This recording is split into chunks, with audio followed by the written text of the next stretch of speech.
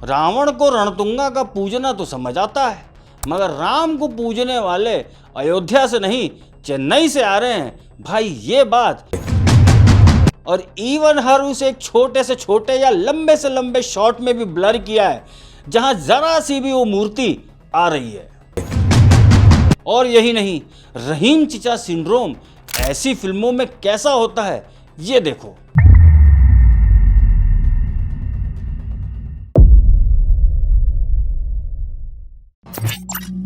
Jat the lion is back. अभी Chhaava movie की आग ठंडी भी नहीं हुई थी कि जाट ने आके सारा माहौल वापस गर्म कर दिया। मगर सनी देओल की गदर 2 के बाद की ये वापसी क्या वाकई सही से हुई है या मामला सिर्फ सो ही है?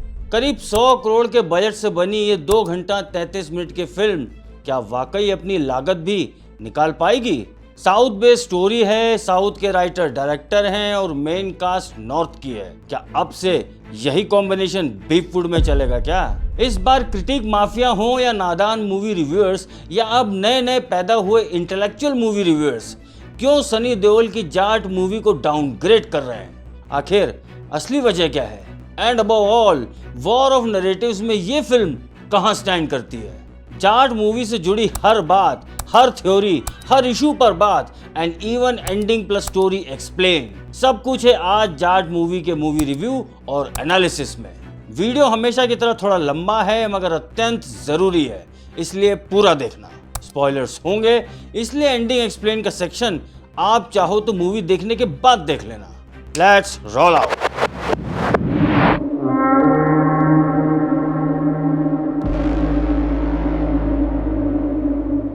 नमस्कार मित्रों, मैं सौरभ और आप देख रहे हैं भारतवर्ष।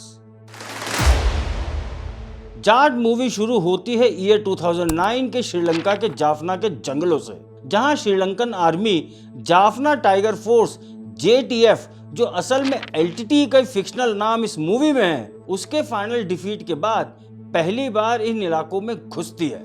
सिंस ये वो एरा था जब northern Sri Lanka Jaffna tiger force के कब्जे में था, सो इसी कारण इन जंगलों में जगह जगह जमीन में छुपे हुए लैंडमाइंस भी होते हैं। तो ऐसे में श्रीलंकन आर्मी कुछ मजदूरों के साथ इन इलाकों में खुदाई शुरू करवाती है। और ऐसे ये खुदाई में 3 मजदूरों का एक ग्रुप भी होता है, जो यहाँ जब खुदाई करने लगता है तब उन्हें एक बड़ा संदूक मिलता है जो गोल्ड ब्रिक से भरा हुआ होता है। और यहाँ एंट्री होती है रणदीप हुड्डा की, जिनके कैरेक्टर का नाम होता है राणा तुंगा। राणा तुंगा ही 3 मजदूरों का लीडर होता है। राणा तुंगा का एक भाई भी होता है जिसका नाम होता है सोमुलू, जिसका रोल निभाया है विनीत सिंह ने। अब कैसे राणा तुंगा अपने भाई और कुछ साथियों के साथ इसी गोल्ड ब्रिक के संदूक को श्रीलंकन आर्मी से बचाकर कैसे भारत के आंध्र प्रदेश के कोस्टल रीजन में पहुंचता है, यही स्ट्रगल इस मूवी का स्टार्टिंग पॉइंट होता है। अब एज एन ऑडियंस ये वो पहला ट्रैक होता है जो हमें इस मूवी की स्टोरी का एक साइड सामने रखता है। वहीं एक दूसरा साइड भी होता है जो इस मूवी के शुरू होने के ठीक 20-25 मिनट बाद आता है, जिसमें एक व्यक्ति चेन्नई से अयोध्या एक्सप्रेस ट्रेन पकड़ता है। और जब वही ट्रेन आंध्रा के चिकाला स्टेशन के आउटर एरिया में माल फंक्शन होकर रुक जाती है, तब वो व्यक्ति नाश्ता करने के लिए ट्रेन से उतरकर पास गई एक लोकल इडली शॉप पर पहुंचता है। और जब वो गरम गरम इडली खा रहा होता है, तब कुछ गुंडों के एकदम से शॉप में आने से उसकी इडली वाली प्लेट उन्हीं गुंडों में से एक गुंडे के धक्के से गिर जाती है। बस यहीं से इस ट्रैक का पहला लफड़ा शुरू होता है। एज वो व्यक्ति जो बेचारा गरम गरम इडली खा रहा होता है, जिसकी प्लेट गिर जाती है, वो कोई और नहीं अपने सन्नी पाजी होते हैं। अब भाई प्लेट गिराई है तो सॉरी तो बोलना पड़ेगा। बस यही सॉरी बोल कैसे सनी देओल के ट्रैक को फिल्म में आगे बढ़ाता है, ये अपने आप में ही देखने वाली बात होती है। पूरी फिल्म का फर्स्ट हाफ इन 2 ट्रैक्स में अलग अलग चलता है और ठीक इंटरवल पर ये दोनों ट्रैक्स की स्टोरी आपस में जुड़ जाती है। जाट मूवी बेसिकली तो साउथ के गांव की एक कहानी है, जिसमें नॉर्थ के कैरेक्टर का आना और उसके बाद कैसे पूरे एक दिन में उस गांव की नहीं बल्कि उस गांव जैसे 29 गांव की कहानी कैसे जुड़ जाती है वो है। मगर इस प्योर मसाला फिल्म में सटल रूप से डायरेक्टर गोपीचंद मलिनेनी का तीन मेजर सीन्स में अपने क्लूज छोड़ना भी बहुत बड़ी बात कहते हैं, specially in the context of southern politics, conversion issue end of course north versus south divide, जिसकी बात हम आगे अपने एनालिसिस सेक्शन में खुलकर करेंगे। सनी देओल एज अ जाट इस मूवी की असली यूएसपी है, जिनके विटी ह्यूमर और फाड़ू एक्शन से इस फिल्म की स्पीड का पता ही नहीं चलता है। वहीं दूसरी तरफ Randeep Hooda as a cold blooded criminal Ranatunga इस फिल्म की स्टोरी में ठहराव लाता है। मजे की बात यह है कि इन दोनों कैरेक्टर्स की रियल आइडेंटिटी और रियल स्टोरी क्लाइमैक्स में ही ओपन होती है, एज ये दोनों कैरेक्टर्स की लाइफ के अगले 10 घंटे ही पूरी फिल्म की असल कहानी है और बाकी सारी कहानियां, सारे साइड रोल्स इन दो कैरेक्टर्स के अराउंड घूमते हैं। चिंता मत करो, स्टोरी अभी नहीं खोलूंगा, उसके लिए आपको हमारे एंडिंग एक्सप्लेन सेक्शन पर जाना होगा। बस इतना ध्यान रखना कि उस सेक्शन में स्पॉयलर्स होंगे, सो बाद में बोलना मत कि बताया नहीं। डायरेक्टर गोपीचंद मलिनेनी ने सनी देओल और रणदीप हुड्डा इन दोनों को बराबर स्क्रीन टाइम दिया है और इनफैक्ट गोपीचंद ने ही इस मूवी की स्टोरी को भी लिखा है, तो ऐसे में यह कहना भी गलत नहीं होगा कि उन्होंने इन दो कैरेक्टर्स के लिए एक्टर्स पहले ही अपने माइंड में फाइनल कर लिए होंगे। तभी जाट और रणतुंगा के कैरेक्टर में सनी देओल और रणदीप हुड्डा बराबर फिट बैठते हैं।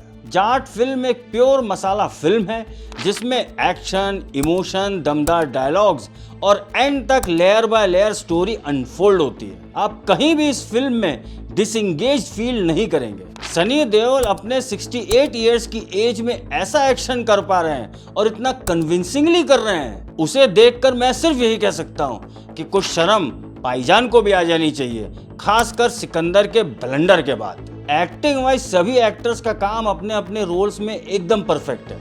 फिर भले ही विनीत सिंह का रोल एज सोमलू हो, सयामी खेर एज एसआई विजय लक्ष्मी हो या जगपति बाबू एज सीबीआई ऑफिसर सत्य मूर्ति हो, सभी ने अपना अपना काम अपने अपने रोल के हिसाब से परफेक्टली किया है। मगर एक कैरेक्टर का काम मुझे पर्सनली काफी इम्प्रेस कर गया है, वो रोल है रेजिना कैसेंड्रा का as Ranatunga's wife Bharti. Seriously इस फिल्म में इनका रोल और बढ़ना चाहिए था, स्पेशली इनके scenes with Randeep Hooda as बहुत ज्यादा डार्क वाइब वाले सीन्स बन सकते थे।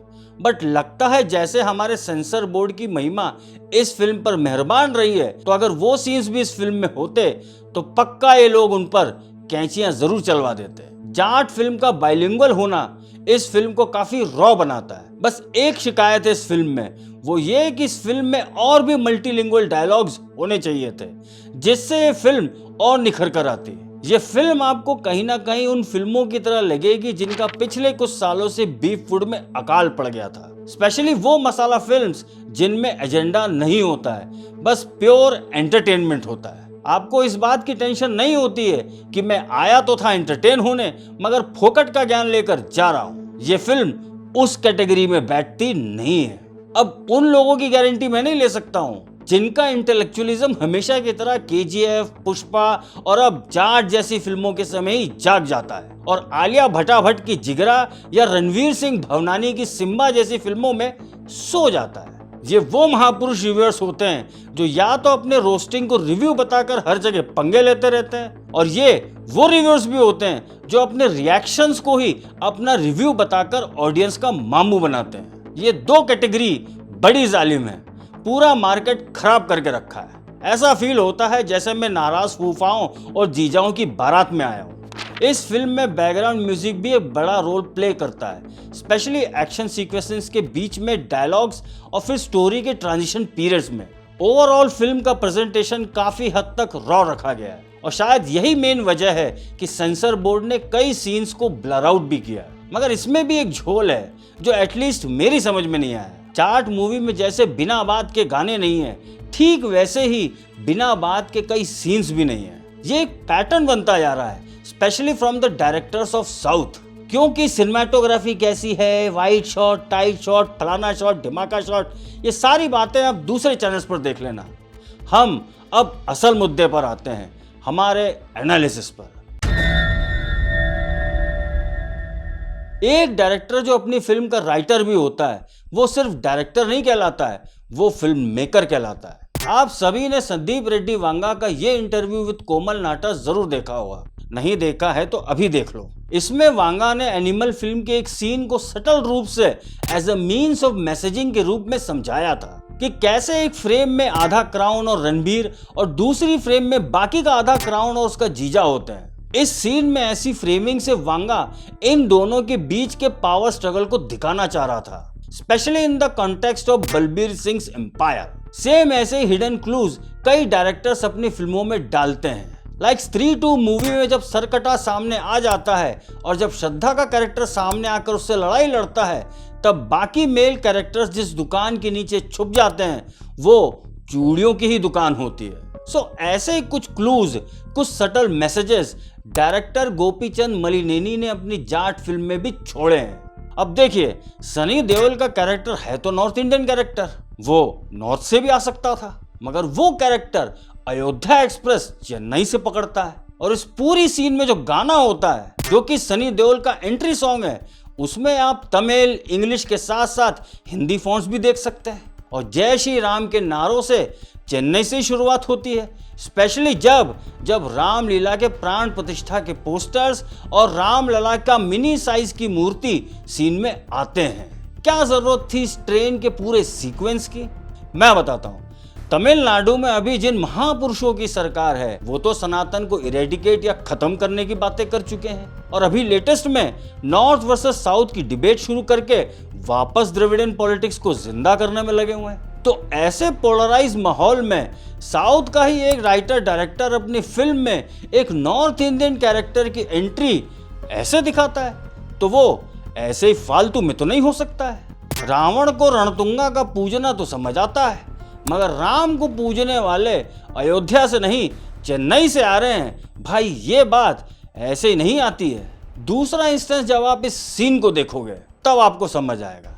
इस सीन में रणतुंगा एक गांव के लोगों को चर्च में बुलाकर डरा धमकाकर उनके जमीन के कागज पर साइन करवा लेता है।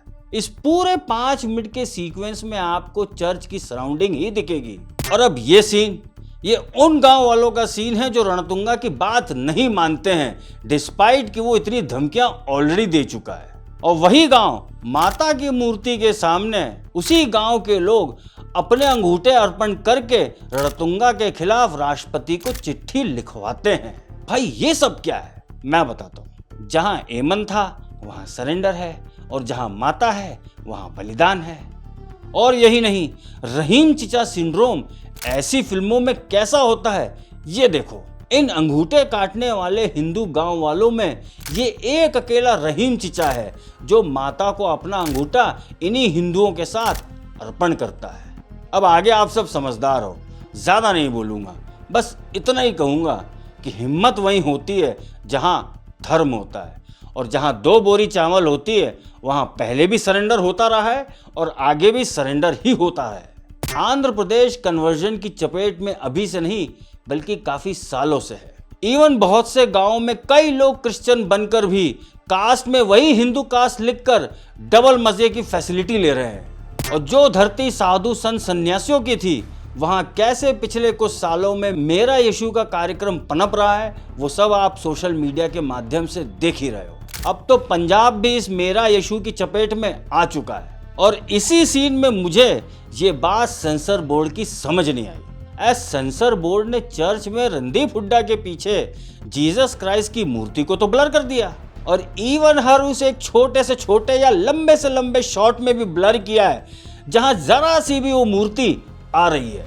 मगर जब यही रणदीप हुड्डा माता की मूर्ति के सामने मूवी की शुरुआत में लोगों का सर काट रहा होता है, तब उस सीन में कटे हुए सर को तो सेंसर बोर्ड ने ब्लर कर दिया, मगर माता की मूर्ति को वहां ब्लर नहीं किया।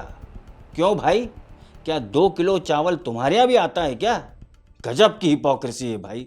जाट मूवी में जो तीसरा इंस्टेंस है वो असल में इस पूरी मूवी में है, वो ये कि ये फिल्म वाकई स्टोरी लेवल पर ही पैन इंडिया है। As hero North Indian character है, विलन श्रीलंकन कैरेक्टर है, और विक्टिम साउथ इंडियन कैरेक्टर्स हैं। ये फिल्म बस मसाला जॉनर में आकर काफी कैजुअल तरीके से सारी बातें कह गई। कैसे आज भी वो लोग हैं जिन्हें अपने देश के सिस्टम पर भरोसा है, तभी तो एक गांव के लोग राष्ट्रपति को चिट्ठी लिखते हैं। ये बात भी सही है कि करप्शन है, क्राइम भी है और मूवी में दिखाया भी गया है, मगर इन सब के बीच होप भी है। ऐसा नहीं है कि इस जाट फिल्म में बड़ी महान बातें हुई हैं, मगर जो भी दिखाया गया है उसमें प्योर मसाला है और एजेंडा के नाम पर सिर्फ ये 3 बातें हैं: सनातन, भारतीयता और देश प्रेम। कहीं ना कहीं सिंघम अगेन के आर्टिफिशियल रामायण से ज्यादा मुझे जाट फिल्म में ये सिंबॉलिक रामायण ज्यादा अच्छी लगी, एज इसमें काफी सरलपन था, सिर्फ दिखावे का आचरण नहीं था, बस एक कन्विक्शन था जो आज जाट फिल्म को देखकर जो भी आ रहा है उसे यही लगेगा। ये बात सही है कि जाट मूवी को और बेहतर बनाया जा सकता था, जैसे कि इस फिल्म की लंबाई थोड़ी और होती तो राणा तुंगा को और डार्कर दिखाया जा सकता था और इवन सनी देओल के कैरेक्टर शेड्स भी ज्यादा दिखाई दे सकते थे। मगर जिस तरीके से सेंसर बोर्ड ने इस फिल्म में दखल दिया है उससे तो यही लगता है कि ये फिल्म में आ भी जाते तो भी काट दिए जाते। इसी सेंसर बोर्ड को बोलना पड़ता है तब जाके तो IC 814 मूवी पर एक्शन होता है, वरना अभी तक तो जो समय रैना को देखने वाली जनरेशन है वो कांधार हाईजैक करने वालों के नाम भोला और शंकर ही सही मान लेती। जाट मूवी का हिट होना इसलिए भी जरूरी है कि जिस मसाला मूवी कैटेगरी से बीफ फूड की अभी तक सांसें चल रही हैं वो सिर्फ बाहुबली या RRR या छावा जैसी हिस्टोरिकल और पीरियड फिल्मों से खत्म नहीं होगा। उसके लिए ऐसी मसाला मूवीज को भी सामने आना होगा जिनमें कोई एजेंडा नहीं होता है। अगर एजेंडा है तो सिर्फ सनातन का है, सिर्फ देश को जोड़ने का एजेंडा है, वरना नहीं है। सनी देओल, रणदीप हुड्डा जैसे एक्टर्स को बीफ फूड में किनारे कैसे लगाया जा चुका है उसे किसी दिन तरीके से समझेंगे, मगर एक बात जरूर कंफर्म हो गई है कि अब ऐसे ही साउथ के डायरेक्टर्स का आना और बढ़ेगा। ऐसा नहीं है कि साउथ में गंदगी नहीं है, मगर सफाई अभियान भी वहीं से ही शुरू हो रहा है। और अब जब से साउथ के डायरेक्टर्स जैसे जैसे बीफ फूड में आकर अपना झंडा गाड़ रहे हैं वैसे वैसे ये अभियान यहाँ भी आ रहा है। हर साउथ के डायरेक्टर की बात नहीं कर रहा हूँ, ये समझ लेना ये 2 अलग प्राणी हैं। आज भी चर्च में जीसस की मूर्ति हिंसा के समय ब्लर हो जाती है, मगर माता की मूर्ति वैसी की वैसी रहती है। पुष्पा 2 मूवी में हीरो का रेत में शिवलिंग बनाकर पूजना हंसी और रोस्टिंग का पात्र बनाया जाता है, मगर इंडियाज गॉट लेटेंट में फ्रीडम ऑफ स्पीच आ जाती है। जिस देश में राणा सांगा को गद्दार कहने वाले आज भी सीना चौड़ा करके चल रहे हैं वहां अभी लड़ाई बहुत बाकी है। अभी बहुत सी जाट पुष्पा को आना होगा और इसी मसाला मूवी की कैटेगरी को वापस सही मायनों में मसाला मूवी कैटेगरी बनाना होगा, वरना एंटरटेनमेंट के नाम पर क्यूटिया तो आप पहले ही बनते रहे हो, कुछ साल और बन जाओगे, की फर्क पैंदा है। जाट मूवी जिसकी कहानी ईयर 2009 में श्रीलंका से शुरू होती है वो भारत में जब आती है जब राणा तुंगा अपने भाई सोमलू और अपने 2 और साथियों के साथ श्रीलंकन आर्मी से लड़कर और उनसे बचकर एक बोट में आंध्र प्रदेश के कोस्टल रीजन पर पहुंचता है। तभी उन सभी को पेट्रोलिंग करने वाली एक पुलिस की टीम पकड़ लेती है और यहाँ इंट्रोगेशन के वक्त हमें एज एन ऑडियंस पहली बार रणदीप हुड्डा का नाम मालूम पड़ता है, राणा तुंगा। राणा तुंगा यहाँ पुलिस इंस्पेक्टर को 4 गोल्ड की ब्रिक्स देकर अपनी नकली आइडेंटिटी के पेपर्स बनवा लेता है। एज राणा तुंगा अपने साथ उस गोल्ड ब्रिक्स से भरे हुए संदूक को ले आया था। मूवी फिर सीधे इस 2009 की टाइमलाइन के बाद आज की टाइमलाइन में आती है जहां हमारे देश के प्रेसिडेंट के ऑफिस में एक पार्सल आता है। इस पार्सल में कुछ कटे हुए अंगूठे होते हैं और एक चिट्ठी भी। फिल्म में वॉइस ओवर के माध्यम से हमें ये क्लियर हो जाता है कि ये चिट्ठी किसी बच्चे ने लिखी है। एज पर दिस लेटर इन लोगों के पास सिर्फ 24 घंटे बचे हैं। एज इन 24 घंटों के बाद इनके अंगूठे नहीं बल्कि सर कट कर आएंगे। इस लेटर को पढ़ने के बाद प्रेसिडेंट CBI ऑफिसर सत्यमूर्ति को अपॉइंट करती है इस केस पर और ये इंस्ट्रक्शंस देती है कि इस केस को ऑन ग्राउंड जाकर देखो और सॉल्व करो, एज ये मामला कोई छोटा मामला नहीं लग रहा है। और इसी गांव का नाम होता है मोटूपल्ली। अगले सीन में हमें उसी गांव मोटूपल्ली का एक खेत दिखाया जाता है जहां हल चलाते समय कुछ लाशें डिस्कवर होती हैं और ये लाशें एक साथ एक ही स्पॉट पर मिलती हैं। इन सभी लाशों के सर कटे हुए होते हैं और हमें इस सीन में ये भी समझ आता है कि इन्हीं लाशों के अंगूठे भी मिसिंग है। हालांकि ये वाला पॉइंट आगे इस मूवी में कनेक्ट होता है। जब लोकल पुलिस वहां आती है तब सारी लाशों को पहचान कराने के लिए एसआई विजय लक्ष्मी जब सभी गांव वालों से पूछती है कि ये क्या हुआ है, तब पहले तो कोई नहीं बोलता है, मगर गांव के बुढ़े जिसका रोल मकरंद देशपांडे ने किया है उसके बोलने के बाद सभी लोग अपने उन लोगों की पहचान कर लेते हैं जिनकी लाशें पड़ी होती। फिर भी कोई जवाब नहीं देता है कि ये सब किसने किया है, मगर तब एक बच्चा हिम्मत करके राणा तुंगा का नाम ले लेता है। वही राणा तुंगा जो 15 साल पहले 2009 में इसी रीजन में श्रीलंका से भागकर आ गया था। विजय लक्ष्मी अपनी वुमेन कांस्टेबल्स के साथ राणा तुंगा के घर पहुंचती है। एज हमें यह भी दिखाया जाता है कि राणा तुंगा का नाम सुनकर सभी मेल पुलिस कांस्टेबल्स और ऑफिसर्स अपने अपने स्टेशन से भाग जाते हैं और वो तो विजय लक्ष्मी और उसकी वुमेन कांस्टेबल्स की हिम्मत थी जो राणा तुंगा के घर पहुंच जाती है। वहां पहुंचकर उनका सामना पहले तो राणा तुंगा की मां से होता है जो उस समय कुछ रेवेन्यू ऑफिसर्स को कुछ पेपर्स पर इलीगल तरीके से साइन करवाने के लिए फोर्स कर रही होती है, डिस्पाइट कि उस दिन संडे होता है। विजय लक्ष्मी पहले तो राणा तुंगा की मां से भिड़ती है, मगर तब राणा तुंगा की पत्नी भारती उन सभी को अपने घर में बुला लेती है, जहां वो राणा तुंगा के आदमियों से इन सभी पुलिस कांस्टेबल और विजय लक्ष्मी के यूनिफॉर्म्स उतरवा देती है, जिससे ये पुलिस कांस्टेबल्स इंक्लूडिंग विजय लक्ष्मी को एक कमरे में कैद होना पड़ता है। ठीक इसी टाइम फ्रेम में पैरेलली चेन्नई से एक ट्रेन निकलती है जिसका नाम अयोध्या एक्सप्रेस होता है और सनी देओल इस ट्रेन से अप नॉर्थ जा रहे होते हैं। और जब ये ट्रेन आंध्र प्रदेश में चिकाला स्टेशन से पहले रुक जाती है और इसके बाद वो इडली के प्लेट वाला सीन आ जाता है जिसे मैंने आपको पहले रिव्यू में बताया था, तब सन्नी पाजी उन सभी गुंडों की पिटाई कर चुके होते हैं। तब भी वो गुंडे इतना पिटने के बाद भी सॉरी नहीं बोलते हैं, बस अपने बॉस का नाम ले लेते हैं जिसका नाम होता है राम सुब्बा रेड्डी। तब सनी देओल राम सुब्बा रेड्डी के पास जाने के लिए उसी गुंडे को पकड़कर उसकी गाड़ी में बैठकर उसे ले जाता है। इधर हमें यह दिखाया जाता है कि कैसे सीबीआई ऑफिसर सत्यमूर्ति हैदराबाद पहुंचता है और वहां उसे राणा तुंगा की बैक स्टोरी पर ब्रीफिंग मिलती है, जिससे उसे मोटूपल्ली के गांव की नहीं बल्कि उसके आसपास के 40 गांव में कैसे राणा तुंगा का खौफ हो गया है वो मालूम पड़ता है। हमें एज एन ऑडियंस एक फ्लैशबैक दिखाया जाता है जहां राणा तुंगा अपने भाइयों के साथ जब एक कोस्टल एरिया पर पूजा कर रहा होता है, तब वहां उस कोस्ट पर वहां की बोट्स को परमिशन देने वाले गैंग के लीडर को दिखाया जाता है जो सोमलू को डराता है और धमकाता है कि तुम लोगों को यहाँ अगर बोटिंग करके पैसे कमाना है तो यहाँ हफ्ता या हिस्सा देना पड़ेगा, वरना यहाँ तुम लोग काम नहीं कर पाओगे। सोमलू के मार खाने के बाद भी राणा तुंगा चुप रह जाता है, मगर उसी रात राणा तुंगा अपने भाई के साथ उसी लीडर के घर पहुंचता है और उसे मारकर उसकी लाश को एक सरिये से लटकाकर उसके घर के आंगन में गाड़कर वहां बैठ जाता है। जब पुलिस आती है तब वही पुलिस ऑफिसर आता है जिसने 4 गोल्ड ब्रिक्स लेकर लालच में राणा तुंगा और उसके साथियों का इंडियन सिटीजनशिप का कागज बनाया था। इसके पहले कि वो पुलिस ऑफिसर कुछ आगे बोलता, राणा तुंगा उस पुलिस ऑफिसर की गर्दन भी काट देता है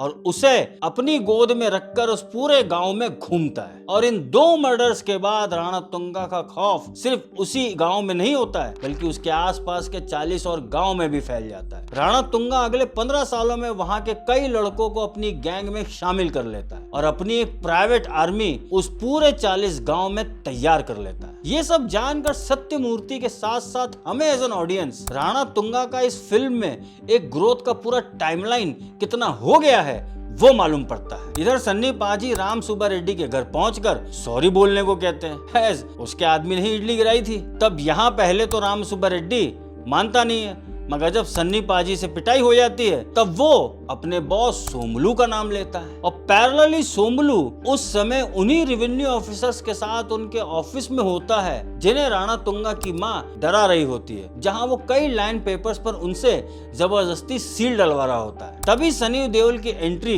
अगेन वही इडली वाली स्टोरी और वही सॉरी बोल। एज एक्सपेक्टेड सोमलू पहले तो नहीं मानता है, मगर फिर से सनी देओल से पिटाई खाने के बाद ये भी सॉरी नहीं बोलता है बल्कि राणा तुंगा का नाम लेता है और यहाँ पर राणा तुंगा और सन्नी पाजी का ट्रैक एक कॉमन ट्रैक बन जाता है। तब तक सन्नी पाजी राणा तुंगा के घर पहुंच जाते हैं और यहाँ दोनों का पहली बार आमना सामना हो जाता है। इन द मीन टाइम हमें एक मंत्री भी दिखाया जाता है जो भारती को फोन करके सीबीआई ऑफिसर सत्यमूर्ति के आने की खबर दे चुका होता है। मगर वो एक बड़ी इंटरेस्टिंग बात बोलता है, वो ये कि राणा तुंगा ने जो अपना काम शुरू किया है उसे वो जल्दी खत्म कर दे। अब ये वो पहला हिंट होता है जो हमें एज एन ऑडियंस बड़ा अजीब सा लगता है। यहाँ अभी स्टेज पर हमें ये नहीं मालूम पड़ता है कि वो कौन सा काम था जो राणा तुंगा को खत्म करना है। सन्नी पाजी यहाँ भी अपनी इडली वाली कहानी राणा तुंगा के सामने फिर से दोहराते हैं, बट सरप्राइजिंगली राणा तुंगा सन्नी पाजी को सॉरी बोल देता है। अब ये एकदम से शॉकिंग सीन था, एज जो राणा तुंगा अपने भाई के सिर्फ एक चाटा पड़ने पर उसे गैंग लीडर को 15 साल पहले इतनी बेदर्दी से मार सकता है, वही राणा तुंगा अपने भाई की इतनी पिटाई होने के बाद, अपने आदमियों की पिटाई होने के बाद एक अनजान व्यक्ति को इतनी सी बात पे सॉरी बोल देता है। बट यही इस फिल्म में एक ट्विस्ट आता है। सन्नी पाजी राणा तुंगा के बाहर जा रहा होता है, तब उसे उसके पूरे दिन में हुए ये सारी घटनाओं का एक क्विक फ्लैशबैक आता है, जिसमें वो राणा तुंगा के बाहर पुलिस वैन को देखता है, राम सुब्बा रेड्डी के घर पर पैसों की डिलीवरी देख चुका होता है और सोमलू का रेवेन्यू ऑफिस में संडे के दिन वहां के अधिकारियों पर जबरन लैंड पेपर पर सील करवाने का सीन भी देख चुका होता है। इन सभी इवेंट्स को जब वो अपने माइंड में जोड़कर समझता है, तब वो वापस राणा तुंगा के घर में मुड़ जाता है और हमें भी एज एन ऑडियंस कुछ कुछ चीजें समझ आने लगती हैं। और यहाँ उसे पुलिस कांस्टेबल्स की वो फटी हुई ड्रेसेस भी फ्लोर पर दिख जाती हैं, जिसे वो एक खिड़की से जब बाहर फेंकता है, तब उन्हीं ड्रेसेस को वही पुलिस कांस्टेबल्स ले लेती हैं। तब फाइनली सन्नी पाजी को राणा तुंगा के घर में क्या हो रहा था उसका एटलीस्ट एक साइड मालूम पड़ जाता है। तब तक वो महिला कांस्टेबल्स इंक्लूडिंग विजय लक्ष्मी उस कमरे से अपने यूनिफॉर्म पहनकर वापस बाहर आ जाते हैं। सन्नी पाजी और राणा तुंगा के आदमियों में एक फाइट सीन भी होता है और जब फाइनली राणा तुंगा और सन्नी पाजी एक दूसरे पे गन्स तान देते हैं, तब भारतीय राणा तुंगा के कान में श्रीलंकन लैंग्वेज में कुछ कहती है, जिसका मतलब एटलीस्ट मुझे समझ नहीं आया, मगर एक अंदाजा जरूर लग गया था कि वो ये कहना चाहती है कि तुम यहाँ इस मैटर में अपना टाइम वेस्ट मत करो, जो काम पहले से पेंडिंग है उसे खत्म करो और फिर बाद में हम इस मैटर को देख लेंगे। सन्नी पाजी उन सभी महिला पुलिस कर्मियों को लेकर राणा तुंगा के घर से निकल जाता है। वहीं मोटूपल्ली का वो नेता सत्यमूर्ति से मिलने पहुंच जाता है और उसे इस केस की रिपोर्ट को एवरीथिंग इज फाइन लिखने को बोलता है। वो नेता सत्यमूर्ति को गवर्नरशिप का भी ऑफर देता है, मगर सत्यमूर्ति इस ऑफर को ठुकराकर उसी नेता को धमका देता है कि अगर उसका जरा भी नाम इस केस में आया तो वो उस नेता को दिल्ली ले जाकर नंगा दौड़ाएगा। इधर सन्नी पाजी जब महिला पुलिस कर्मियों को लेकर उनके पुलिस स्टेशन पहुंचने वाला होता है, तब रास्ते में राणा तुंगा के आदमी उन पर हमला करते हैं और इसी हमले में एक महिला कांस्टेबल घायल हो जाती है। मगर तब तक ये सभी लोग मोटूपल्ली गांव में पहुंच जाते हैं, मगर तब तक उस महिला कांस्टेबल की मृत्यु हो जाती है। हालांकि यहाँ एक अम्मा पानी लेकर आ भी जाती है, मगर तब तक बहुत देर हो जाती है। तब सन्नी पाजी को यहाँ आकर मालूम पड़ता है कि क्यों ये गांव और इसके आसपास के सारे गांव एकदम से खाली पड़े। तब विजय लक्ष्मी सन्नी पाजी को एक स्टोरी सुनाती है। एज ये स्टोरी उसे भारती ने जब सुनाई थी जब विजय लक्ष्मी और उसके फीमेल कांस्टेबल्स उनकी कैद में थे। एज पर दिस फ्लैशबैक, जिस नेता को अभी आप राणा तुंगा को फोन करते हुए देखे थे और सीबीआई ऑफिसर को भी रिश्वत देने की कोशिश करते हुए देखते हैं, वो नेता जब स्विट्जरलैंड डेवोस पहुंचता है, तब उससे एक फॉरेन डेलीगेशन मिलता है जो उसे यूरेनियम के अल्टरनेटिव थोरियम की जानकारी देता है और यह भी बताता है कि अभी ऑस्ट्रेलिया के सदर्न पार्ट के अलावा भारत के आंध्र प्रदेश के उसी बेल्ट में थोरियम के डिपॉजिट्स हैं जो उसकी कॉन्स्टिट्यूएंसी में पड़ते हैं और ये वो एरियाज हैं। और सिंस इस पूरे बेल्ट में राणा तुंगा का राज चल रहा है, तो ऐसे में वो नेता उस फॉरेन डेलीगेशन को लेकर राणा तुंगा को 25,000 करोड़ का ऑफर देता है, जिसके अनुसार उसे वहां एटलीस्ट 30 गांवों को खाली करवाना होता है, जिससे थोरियम के डिपॉजिट्स को निकालकर भारत से बाहर बेचा जा सके। राणा तुंगा उस डील को मान लेता है और फाइनली हमें एज एन ऑडियंस ये समझ आ जाता है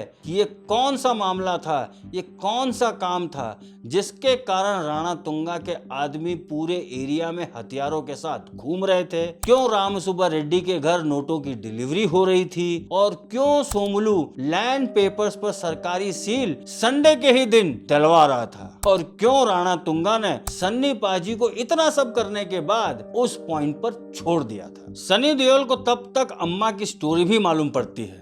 जब राणा तुंगा इन्हीं 30 गांवों को खाली कराने के ऑपरेशन में लगा होता है, तब इसी अम्मा की लड़की इन सबको अपने मोबाइल पर रिकॉर्ड कर कर उसे एक्सपोज करने की तैयारी कर रही होती है। तब राणा तुंगा वहां की पुलिस को बोलकर सभी लोगों के सामने उस लड़की के कपड़े फड़वा देता है, जिससे वो लड़की दिमागी रूप से पागल हो जाती है। विजय लक्ष्मी और महिला कांस्टेबल के साथ भी यूनिफॉर्म उतरवाने के बाद उनके साथ राणा तुंगा के आदमियों ने दुष्कर्म किया था और इन सभी सीन्स में रावण की एक फोटो हमें दिखाई जाती है जो राणा तुंगा के ड्राइंग रूम में लगी होती है। तब सन्नी पाजी को सारी बात समझ आती है कि कैसे ये 30 गांव खाली हो गए और इसी सीन के बाद हमें उस मोटूपल्ली गांव की कहानी भी बताई जाती है जो राणा तुंगा की इतनी धमकियों के बावजूद हार नहीं मानता है और फाइनली कुछ लोग एक बच्ची से अपना लेटर राष्ट्रपति को लिखवाते हैं, जिसमें वो सभी लोग अपना एक एक अंगूठा काट कर भेजते हैं। हालांकि उसी रात उस पार्सल को भेजने के बाद ही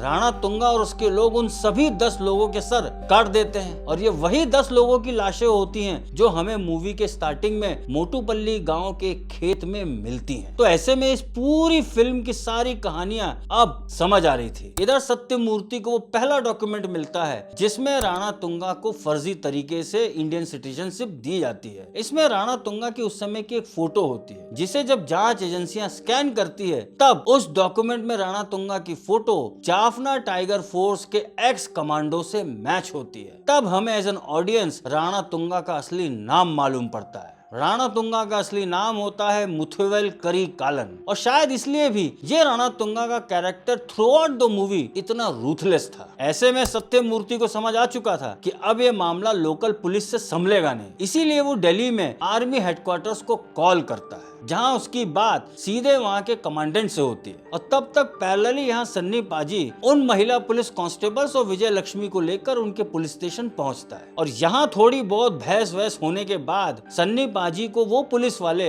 जंजीरों में कैद कर लेते हैं और वही मेल ऑफिसर्स सोमलू को इन सब के बारे में इन्फॉर्म करते हैं। अब यहाँ एक फाइट सीक्वेंस होता है जो आपको देखकर ही समझ आएगा एज ये fight sequence one of the best sequence है इस फिल्म का। यहाँ हमें उपेंद्र भाऊ का कैमियो भी देखने को मिलता है, वही एनिमल वाले जो सन्नी पाजी को जंजीरों में बंधा हुआ देखकर पहचान जाते हैं कि ये वही ढाका जेल वाला बंदा है जिसे वहाँ के लोग बुलडोजर कहते थे, जिसने अकेले वहाँ की इंटरनेशनल गैंग को खत्म कर दिया था। सन्नी पाजी की इस फाइट सीक्वेंस में सोमलू और उसके साथ साथ सभी गुंडे और महिला पुलिस के साथ मिलकर उन सभी मेल ऑफिसर्स को मार देते हैं और जब राणा तुंगा यहाँ आता है तब तक बहुत देर हो चुकी होती है। तब हमें इस सीन के बाद सत्यमूर्ति के थ्रू जब वो आर्मी हेडक्वार्टर्स को कॉल करता है फॉर हेल्प, तब उसे मालूम पड़ता है सनी देओल का असली नाम, जिसका नाम होता है ब्रिगेडियर बलदेव प्रताप सिंह, जो एक्सीडेंटली यहाँ पहुंचा।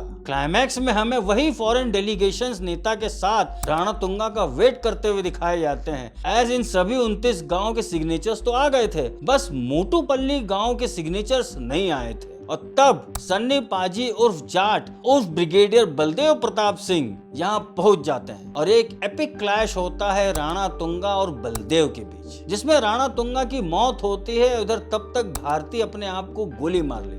ब्रिगेडियर बलदेव प्रताप सिंह भले ही किसी मिशन पर नहीं था, मगर एक इडली की प्लेट के गिरने से वो यहाँ तक पहुंचा था जहां एक्चुअली में सीबीआई ऑफिसर सत्यमूर्ति को पहुंचना था। ये इस फिल्म का असली मैसेज था।